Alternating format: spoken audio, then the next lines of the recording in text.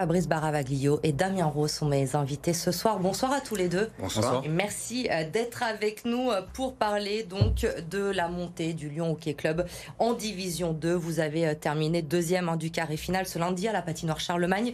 Le LHC qui jouera donc en D2 la saison prochaine. Alors on le rappelle, c'est l'équivalent de la 3e division au niveau national. L'objectif est atteint, Président, pour vous ? Oui, tout à fait, tout à fait. L'objectif était de monter d'un échelon, on l'a fait. La cerise sur le gâteau a été d'être champion, mais on a eu une bonne finale, un bon carré final. Tout le monde s'est investi énormément. Les joueurs ont bien joué et on a un beau champion de France D3 qui n'est malheureusement pas Lyon pour l'instant, mais c'est pas grave.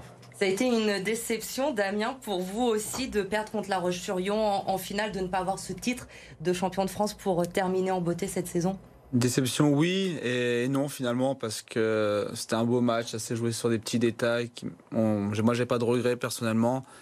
On a une équipe jeune, beaucoup plus jeune que La Roche, on n'a pas beaucoup d'expérience et c'est là-dessus où ça s'est joué, donc non, vraiment pas de regrets. En tout cas, on monte, c'est le principal. Et ça a été un très beau week-end pour le hockey à Lyon, puisque l'organisation de ce carré final à la patinoire Charlemagne, le public qui a répondu présent aussi tout au long du week-end, ça fait du bien aussi de voir cette patinoire remplie pour voir ces matchs de hockey. Oui, c'est bon. Toute la saison, notre public nous a suivis. On a fait des records d'influence à Charlemagne. Pour nous, on est monté pratiquement à 3000 spectateurs 2 ou 3 fois. On est en moyenne autour des 2000 spectateurs, ce qui est formidable pour notre niveau, en fin de compte, de division. Donc c'est ce qu'on dit.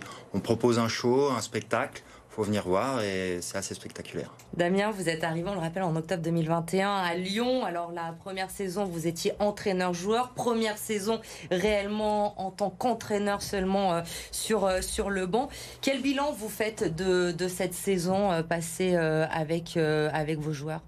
Un bilan très positif. C'est vrai qu'on s'était mis des objectifs assez hauts avec M. Baravaglio sur on voulait être champion.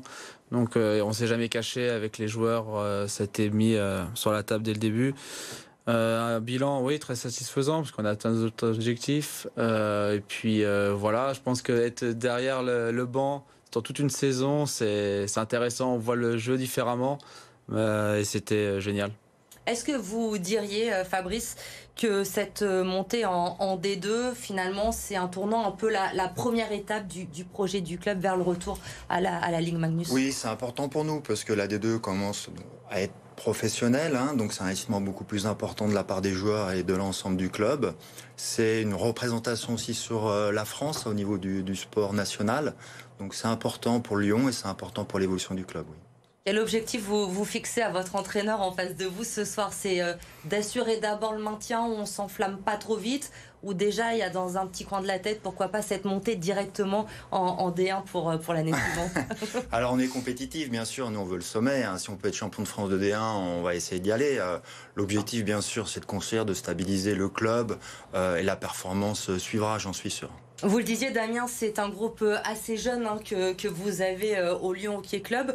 Justement, avec cette montée en D2, est-ce qu'il va falloir faire des ajustements pour être plus compétitif et arriver à tenir son rang dans cette D2 du hockey français ? Oui, on n'a pas le choix. De toute façon, il y a des joueurs qui vont avoir un projet de vie différent avec les études, le travail. On est assez encore amateur. Et oui, il va falloir travailler sur les petites lacunes qu'on avait et effectivement apporter un peu plus d'expérience. C'est ce qui nous permettra de gagner des matchs importants. J'imagine que vous avez déjà ciblé quelques joueurs pour la saison prochaine. Oui, justement, avant de venir, on était en réunion pour travailler là-dessus. C'est vraiment important de cibler les joueurs qu'on a besoin le plus rapidement possible et fixer notre équipe le plus tôt possible. Vous êtes mis d'accord, Président ? C'est tout bon pour la saison prochaine ? Vous êtes d'accord avec ce que vous a demandé votre entraîneur ? Je suis toujours d'accord avec Damien, déjà, c'est une bonne chose. C'est un avantage, on s'entend bien, on échange bien, on construit ensemble. Après, le nerf de la guerre, c'est toujours la même chose, c'est le budget. Donc on travaille dessus pour permettre justement à Damien d'avoir l'ensemble de l'effectif qu'il désire.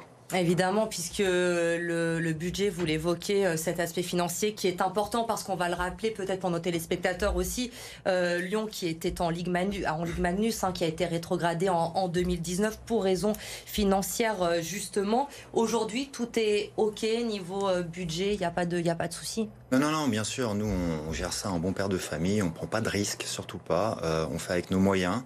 On a la chance d'avoir un centre de formation intéressant avec des jeunes qui poussent, avec l'aide de Damien, ils vont encore progresser pour maintenir le budget et tirer le club.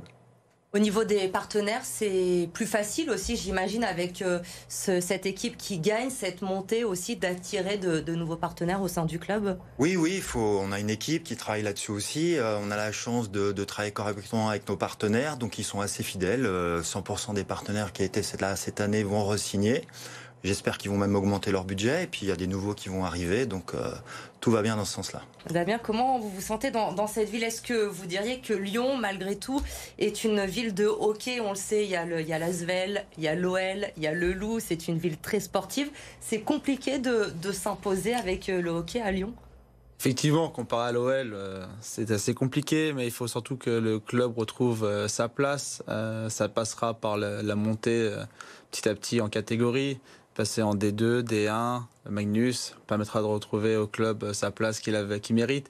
Mais voilà, c'est un travail qui va prendre un peu de temps, mais moi j'y crois vraiment, il y a le potentiel en tout cas. Et les supporters sont là et répondent présents, parce qu'on va le dire, les locaux de BFM Lyon sont juste en face de la patinoire.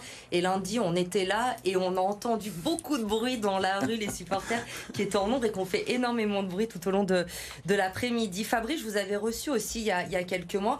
La mairie vous interdisait à l'époque d'avoir accès à la buvette de la patinoire les soirs de match. Vous craignez justement des pertes économiques, et notamment de l'organisation de ce carré final qui aurait pu imputer. Vous en êtes où aujourd'hui avec la mairie? Quelles sont vos relations?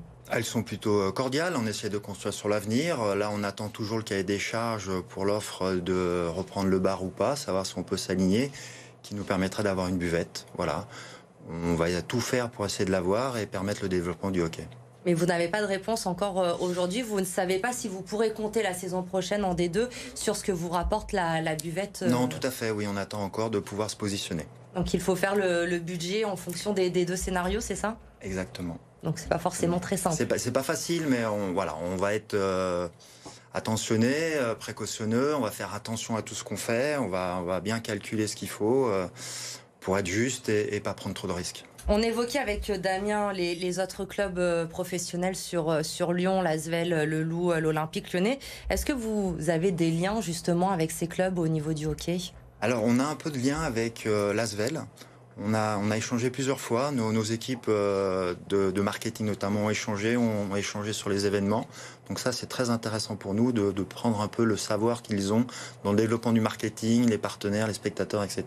Ça, c'est un super échange. Et puis pourquoi pas avec les autres, ça serait le bienvenu. Une question, parce que on en a beaucoup parlé, ça fait l'actualité de ce début de semaine aussi. Je profite de vous avoir sur ce plateau ce soir, vous le président du Lyon Hockey Club. Le départ surprise de Jean-Michel Aulas à la tête de l'Olympique Lyonnais, on l'a appris lundi matin. 36 ans de présidence pour Jean-Michel Aulas. C'est une page qui se tourne. Comment vous avez réagi à l'annonce de ce départ un peu précipité? Alors, je ne sais pas s'il est précipité, on n'est jamais à l'intérieur de ce qui se passe, mais en tous les cas, moi, ça fait plus de 20 ans que je suis sur Lyon, j'ai vécu avec l'OL, je suis allé au match, voir les Coupes d'Europe, le parcours qu'il a fait entre le club et la réussite qu'il a eue, c'est fabuleux, quoi. C'est un personnage sûrement énorme, qui a beaucoup travaillé pour la ville, pour le club, on peut que l'en remercier, et j'espère qu'il va rester dans les environs et aider tout le monde. Quand on est président d'un club de sport, c'est un modèle, Jean-Michel Aulas? Oui, je pense à notre niveau, bien sûr, mais bien sûr. L'investissement, la rigueur, le professionnalisme, oui, tout à fait. C'est un visionnaire. Damien, Jean-Michel Aulas, visionnaire pour vous aussi, en tant que sportif, avoir un président comme ça, avec autant de charisme, qui a fait autant de choses, vous le vivez comment?